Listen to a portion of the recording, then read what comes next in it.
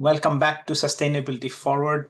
I am Wrishi, your host, and with me is my co-host, Carmine. Hi, Carmine, how are you? Good, Wrishi. Nice to be back. Nice to be back. Today, Carmine, we are asking a big question. And the question is, how do you move the machinery of capital markets to deliver real-world climate results and deliver these results fast? From investor stewardship and disclosure to nature and biodiversity, we are today digging into what actually works, where regulation helps or hinders, and how we measure impact beyond the glossy pledges, of which we've seen many. Our guest today has spent decades turning good intentions into practical change across nonprofits, government, and finance. So if you care about credibility, not greenwashing, this episode is for you. Carmine, would you please introduce our guest? Yes, with great pleasure, Rishi, and looking forward to this episode. So today's guest is Steven Rothstein. He is the Chief Program Officer at Ceres and the founding Managing Director of the Ceres Accelerator for Sustainable Capital Markets. He brings 40 years plus of leading mission-driven enterprises, and now he guides Ceres program strategy to mobilize capital markets for climate sustainability. Steven has launched and led organizations across sectors, including Citizen Energy Corporation, Environmental Futures, Perkins School for the Blind, Citizen Schools, the JFK Library Foundation, and Constellation's New England Electricity Brokerage. He has worked at local, state, federal, and international levels, serves on numerous boards, and is a frequent speaker and writer. Steven holds a BA with honors in political science from Williams College and an MBA from Northwestern University's Stanford School of Management. So, Steven, welcome to the show. Thank you so much. I appreciate that kind introduction. So, Steve, we want to start with a background about your own career in sustainability. What brought you to where you are today? And kind of during this journey, what kind of aha moments have you had as it relates to sustainability? I've had a number of cases where seeing people who have taken on a big job, a big area, and made an impact. Work on some of the early folks with electric vehicles, with recycling, when Earth Day was starting. And what is clear is folks in my generation have really made a lot of mistakes that we've led down the road where we're utilizing too many resources so that our children and grandchildren, and I think of this very concretely, I have a 2.5-year-old granddaughter named Macy, what Macy's life is going to be like. And so I am an incurable optimist, despite a lot of the challenges, because I have seen many people who have been effective in making change and bending the curve of our emissions, of our sustainability, use of water, biodiversity. And it's quite interesting what you said. So a lot of mistakes. So an optimistic will say a lot of mistakes equals a lot of experience, and that we should bring with us, right? And that's a little bit more about Ceres for people to know this company. What's their mission? Why it matters today, and what Sure. you're doing there as a chief program officer. Yeah, so Ceres, we've been around for about 37 years, and we started with investors, large capital investors. So our investor network, a few hundred investors, collectively about $40 trillion of assets. So big asset managers, asset owners, and they fundamentally believe that if the companies they invest in think about climate risk and climate opportunities, they're going to make more money. It's very simple. They look at this from a fiduciary duty perspective. This is not like, oh, they're trying to invest their money, and then on the side, oh, there's that little thing called the environment. We'll think about that. This is core to the risks and the opportunities for these companies. Our world's going through a dramatic change from clean energy and use of new products, which we can talk about. And Ceres, our members and the folks who work with large investors, large companies, policymakers at the state, national, and international level all believe fundamentally that climate risk is financial risk, and that if you understand that risk, you'll do better from a fiduciary perspective, and will also do better from a planet's perspective. And that we work on a variety of programs from steel and electricity and oil and gas and nature, biodiversity, water, financial sector, banks, insurance, and I work with the amazing teams on those various programs. Now, Steve, one of the questions I had around Ceres is it essentially kind of bringing more relevant information to the investment community? Is it building tools? Tactically, what are the things it is doing for its membership body?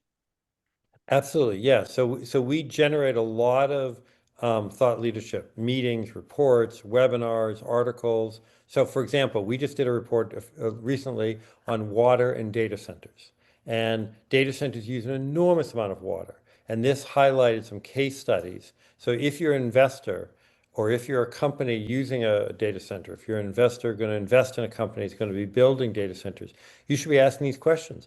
Not just because there is water risk, and in the United States, a third of the data centers are being built in areas where there's not enough water anyway.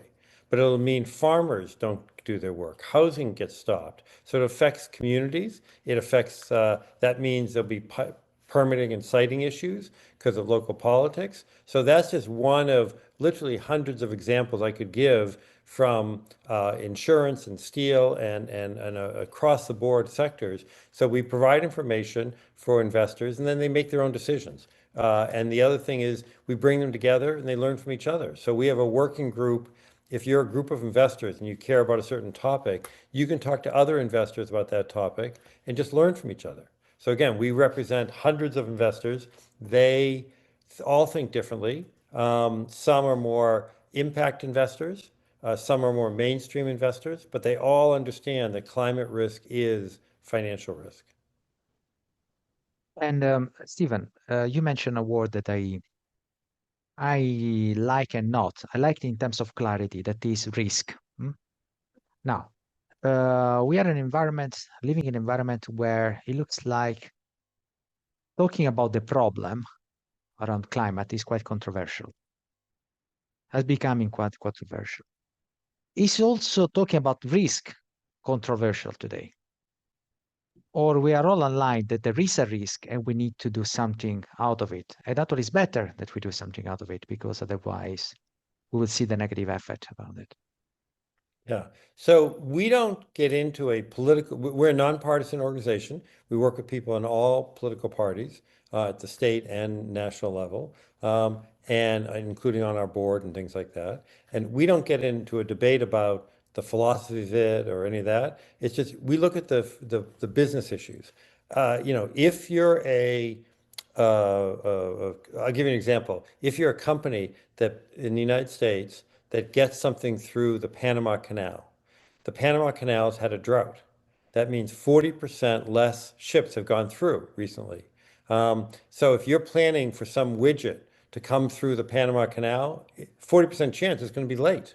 That's a business risk. Or another example, I talked to a company in Southern California where there's not enough water.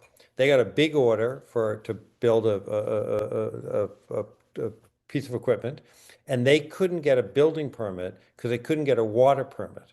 So that means that it turned down that order. That's tens of millions of dollars. We're not debating the philosophy of it. That's a business risk. So we focus on the fiduciary duty, the safety and soundness of these financial institutions and businesses. And we also understand that there's an enormous opportunity for growth. Last year, 94% of the energy added to the grid in the United States was renewable.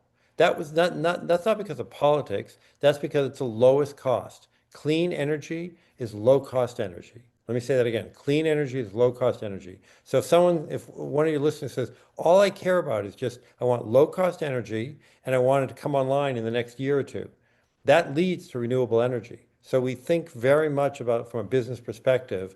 And the last quick point is one of the things that's growing interest is resiliency. that because of the floods and fires and other physical risks, that there is broad consensus across all political perspectives that we need more resiliency, more in addition to decarbonization. Then I think, Steve, we've already gone into the meat of the discussion, which is what are the drivers or levers to shift capital towards sustainable investment. And like you highlighted, it's good business sense to invest sustainably. Are there any other levers that we should think of as kind of the capital shifts towards sustainable investments? Well, there's both protecting against the risk and seeking the opportunity. So protecting against the risk is the fires, floods, tornadoes, and other things. And, in the United States in the 80s, we had $1 billion storm every 3 months, 1980s, 3 months. Last year, it was every 13 days. And those storms are growing. The most expensive event that we've had in the history of the United States has been the LA fire last January, $250 billion. So that, again, if you're thinking about whether it's a big business or a local drive, I was touring the burnt out areas where a person's home is built, and I asked him, is he going to rebuild? He said, well, it's not just his home. His kid's school was burnt, their church was burnt, their whole community was burnt. So in that community in LA, after the fire, millions of dollars of municipal bonds were downgraded because they weren't sure if they'd get paid back. So there's a lot of ripples on the risk. People, if they can't get insurance, they can't get a mortgage. So it affects housing, it affects many other things. So there's the risk side, but then there's also the opportunity side. According to the UN, we're spending around $2 trillion, the world's spending around $2 trillion now on new and emerging technologies. That number is going to grow to around 4 trillion. So that means if you're a business, there's lots of opportunities. There's a risk of, if you're a spark plug maker, EVs don't have spark plugs, so you're not going to sell more of those. We are going to sell more batteries. So there's both the risk side and the opportunity side on the business side. But also, if you think about what do your customers want, there are poll after poll after poll that consumers want sustainable products. Younger people even at a higher percentage than older individuals. So if you want to sell more, and again, you can't greenwash, but if you want to legitimately say what you're doing, it has to be based in fact. There's a customer interest there as well, but there's also regulatory risks and legal risks. And this really triggers innovation, technical innovation from business point of view. Steven, can you talk about the success stories of real change that you experienced with your work? Sure. There are, hundreds or thousands from steel makers that are making low emission steel now, or low emission concrete, that have the same properties and are pretty close to the same price, to, as I say, renewable energy. 94% of the energy added to the grid in the United States was renewable last year. So all kinds, the world's using more renewable than coal for the first time ever. So there are all kinds of products. I'll take another example. I just met with a company that takes chopsticks. Literally, think of those pieces of wood that you use for maybe 30 minutes when you're eating, and then she makes them into furniture now. So kind of a circular economy. There are states and countries that are requiring disclosure. So there's 37 countries, plus the state of California, which if it were its own country would be the 4th largest economy in the world, are now requiring corporate climate disclosure. So there are hundreds of innovative technologies, from thinking about aviation fuels and marine, to EVs, to water protection, to biodiversity and nature, to insurance policies. And again, there are hundreds and hundreds of examples, and that's great, but it's not fast enough. Literally, our world can't wait. We can't wait. And so we need more companies, more public officials and more investors to look at these risks and look at them yesterday. Great. Let's look a little bit into a crystal ball. Let's see looking on time horizon of 5-10 years from now, what you think will be the top trend shaping the capital market? What's your view? Well, there are many other trends shaping capital markets outside of climate from, AI obviously will have an enormous impact Yes. on how we do our work, employment, all kinds of other things. Population, there are studies that show that the world's population is going to level off and start to decline. Education, I mean, there are politics, the role of various countries, obviously what U.S. is doing, and that affects the role of Europe and China. So there are many other factors that I wouldn't consider myself an expert on, but in terms of climate and sustainability I think that we're going to look back and see that sustainable products, whether it be energy use to automobiles to consumer products, they're much more in the mainstream 5-10 years from now than they are today. We're going to look back and say it's amazing that there was this debate about is climate change real or not. The next generation is going to assume things, in terms of the use of this. AI will use a lot of energy, but also will help us solve problems, whether it be in medicine or in climate, that we haven't been able to address before. Ceres just did a big report looking at it helps using AI to help understand data. So that's why I am an incurable optimist and think that the future will be brighter, whether it's brighter fast enough, but there'll also be a lot of pain, just as we've seen already. Last year, 500,000 people died around the world because of extreme heat. 500,000 people. And so we have to address these issues rapidly, thoughtfully, and across borders. Steve, one of the questions that we get in many of our discussions, sometimes from our listeners as well, is in the world of sustainable investing, how do we distinguish credible action from greenwashing? And is there any work that Ceres has done in this area? Absolutely. You need to have a common set of definitions. If, for example, in the United States and many other countries, they require an audited financial statement for a public company. And so that means everyone does the same format. You have a balance sheet, you have an income statement, and then people can believe in that basic information. Well, when that was put in place decades ago, that was very controversial.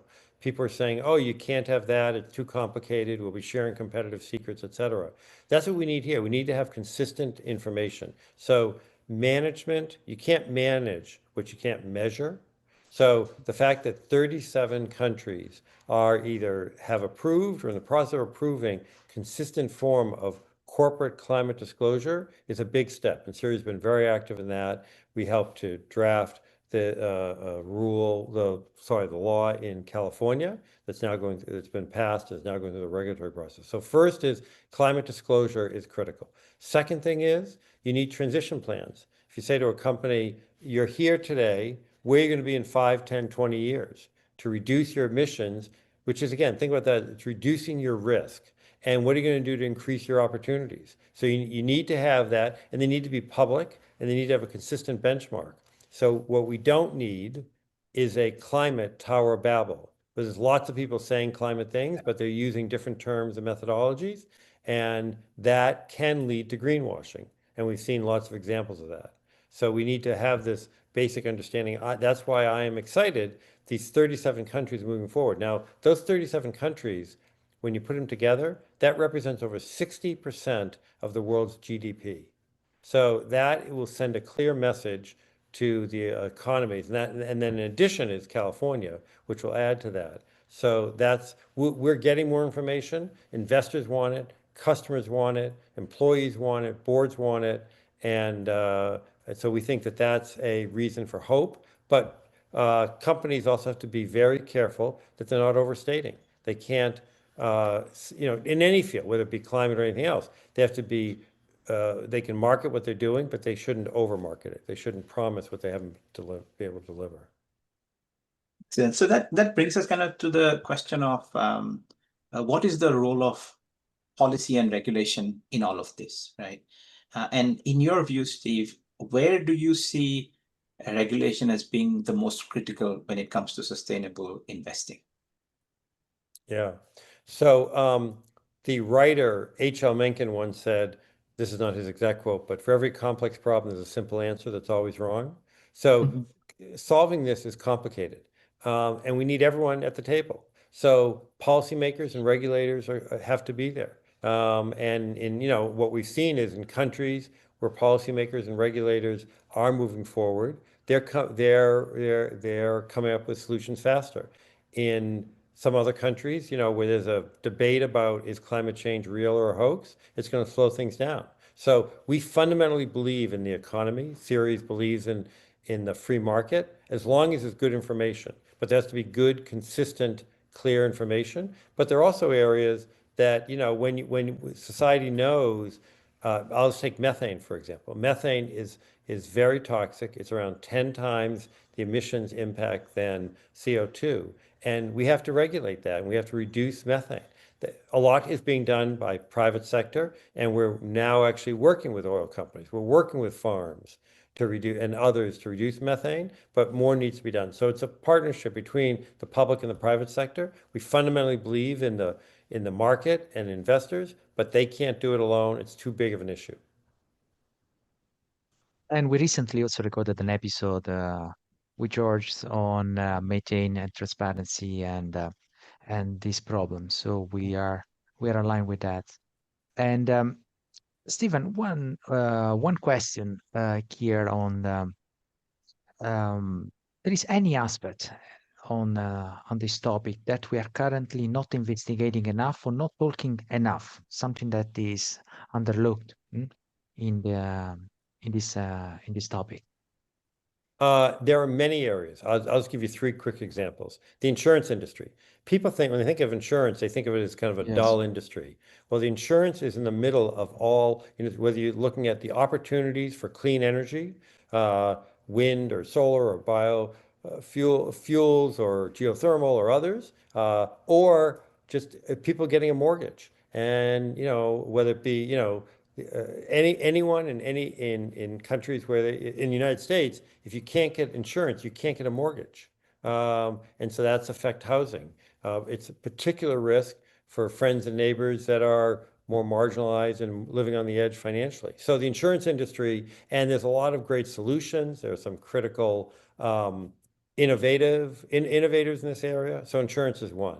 The second is water risk. That we do not have enough water the way we're using it now, and water isn't in the right places. There's some places where there's too much floods, and last year in Bangladesh, I think the number was 30 million people, but I might be off a little bit, were forced to move because of floods. So water risk, and there are many areas where there's droughts, and those numbers are growing. And particularly as things like data centers grow, that's going to take the amount. There's a data center complex being built one place in the United States now that will take as much water as the entire city of New Orleans.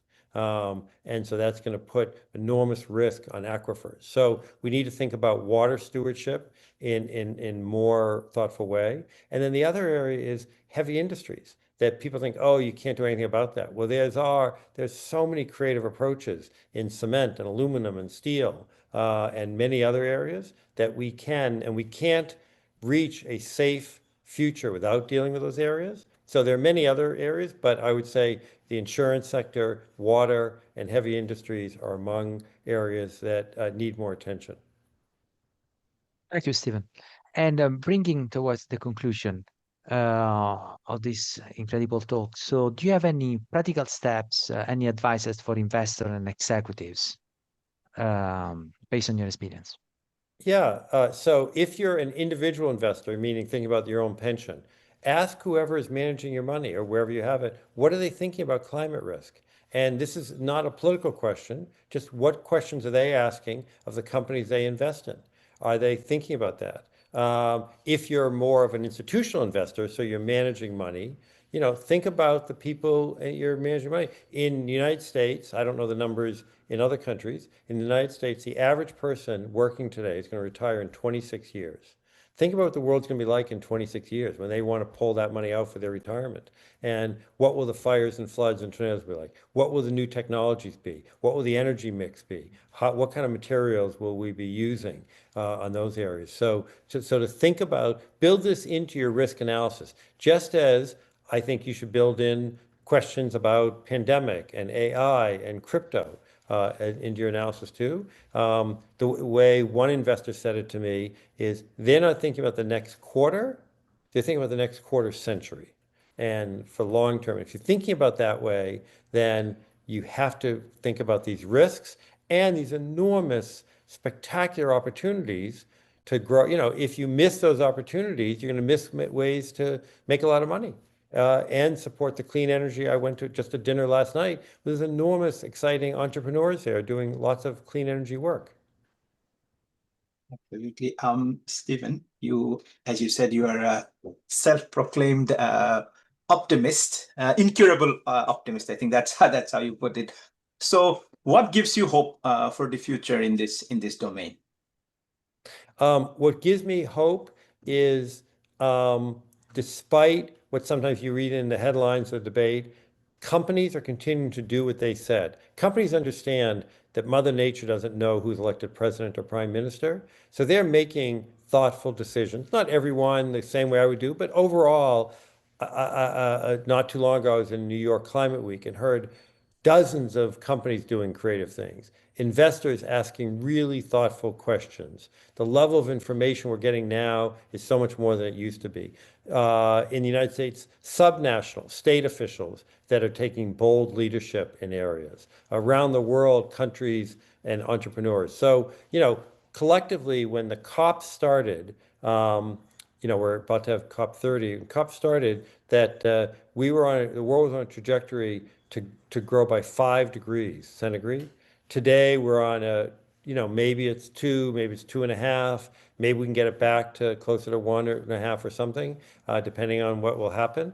So there's still a lot to do, but collectively we've bent the curve. We've bent the curve. And that means there'll be less floods, less fires, still too many.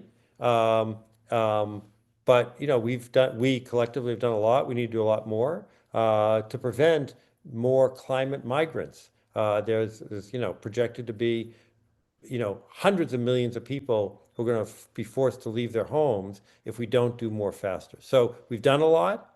There are creative people doing work every day, but it's not enough. We have to go faster for all of us, including my granddaughter, Macy. Absolutely.